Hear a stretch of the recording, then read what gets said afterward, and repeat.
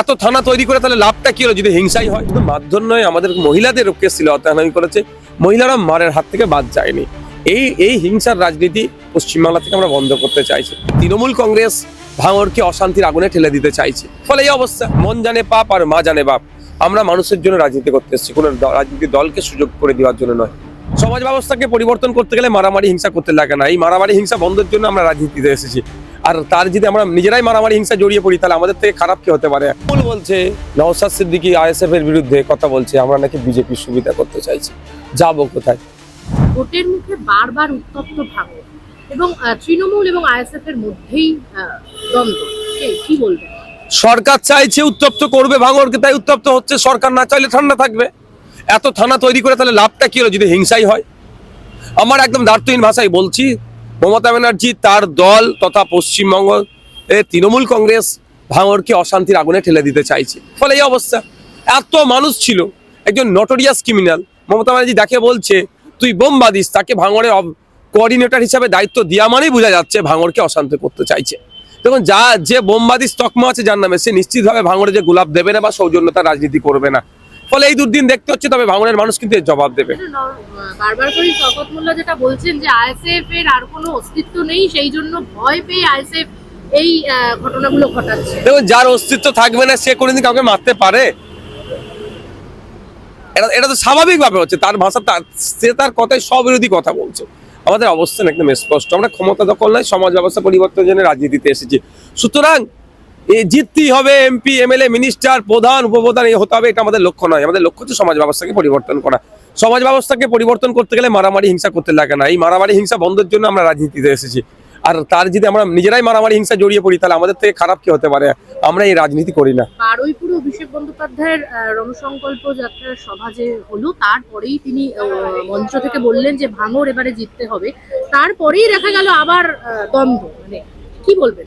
এর থেকে তো স্পষ্ট হচ্ছে যে অভিষেক বাবুর কথা শুনে এরা উত্তেজিত হয়ে আমাদের কর্মীদের উপরে মারধর করেছে। শুধু মারধর নয়, আমাদের মহিলাদের কেস ছিল, অত্যাচার করেছে, মহিলারা মারের হাত থেকে বাদ যায়নি। এই হিংসার রাজনীতি পশ্চিমবাংলা থেকে আমরা বন্ধ করতে চাইছি। আমরা সম্প্রীতি ঐক্যের বিশ্বাসী এবং সৌজন্যতার রাজনীতিতে আমরা প্রমোট করতে চাইছি। এই জন্য আমাদের উপরে আক্রমণ বেশি নেমে আসছে। তবে আক্রমণ করেছে বলে আমরা প্রতি আক্রমণ করব এই তত্ত্বে আমরা বিশ্বাসী নয়। তবে আমরা একটুকু বলতে চাই, গণতন্ত্রকে রক্ষার জন্য গণতান্ত্রিক প্রক্রিয়ায় আমরা সর্বোচ্চ লড়াই করব।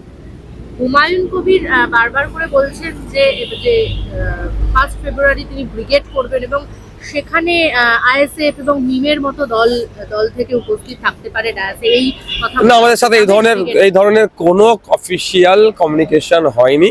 সুতরাং যখন হয়নি, বার্তা আসেনি, সেই বিষয়ে কোনো মন্তব্য করব না। আর থাকবো কি থাকবো না, এটা নওশাদ সিদ্দিকী একার কথা হয় না। আমাদের দলের একটা শৃঙ্খলা আছে, একটা কমিটি আছে, সেখানে আলোচনার ভিত্তিতে হবে। আর হুমায়ুন কবির সাহেবের সাথে যাবো কি যাব না, ইতিপূর্বে আমাদের অবস্থান আমরা ক্লিয়ার করেছি। একটা কথা রিপিট করে সময় নষ্ট করতে চাই না। কিন্তু উনি যেটা বারবার করে বলছেন যে, এবং বিজেপির তরফ থেকেও যে অভিযোগটা উঠছে, শুভেন্দু অধিকারীও বলছেন যে নওশাদ এবং হুমায়ুন কবির তৃণমূলের ভোট কাটার জন্যই ওরা রয়েছে, কি বলবো? আবার তৃণমূল বলছে নওশাদ সিদ্দিকী আইএসএফ এর বিরুদ্ধে কথা বলছে, আমরা নাকি বিজেপির সুবিধা করতে চাইছি। যাবো কোথায়? আমরা মানুষের সুবিধা করতে এসেছি। শিক্ষা নিয়ে কথা বলবো, স্বাস্থ্য নিয়ে কথা বলবো।